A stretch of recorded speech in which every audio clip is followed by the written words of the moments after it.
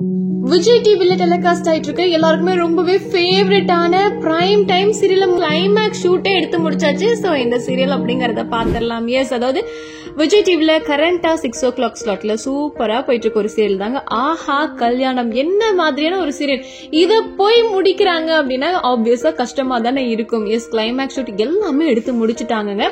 Next week, அதாவது October 3 அப்ப telecast பண்ணிருவாங்க. ஏன்னா October 5 வந்து பாத்தீங்கன்னா நமக்கு பிக் பாஸ் சீசன் 9 வந்து லான்ச் ஆகுது இல்லையா.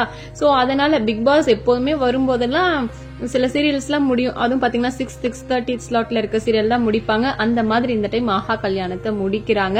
சோ எப்படி முடிக்கிறாங்க அப்படின்னா எப்போதும் போல ஹாப்பி எண்டிங் தான். ஃபங்க்ஷன் மூட்ல தான் மகாக்கு வந்து பேபி ஷவர் வைக்கிற மாதிரியும், அண்ட் அதுக்கப்புறமா ஹாஸ்பிட்டல் சீன்ஸ் எல்லாம் ஆல்ரெடி எடுத்திருந்தாங்க இல்லையா, குழந்தை பிறக்கிற மாதிரி முடிக்க போறாங்க அப்படிங்கறது தெரிஞ்சிருச்சு. பட் இருந்தாலுமே ரொம்ப ரொம்ப கஷ்டமா இருக்கு. நல்லா தானே சீரியல் போயிட்டு இருக்கு அப்படின்ற மாதிரி இருக்குது.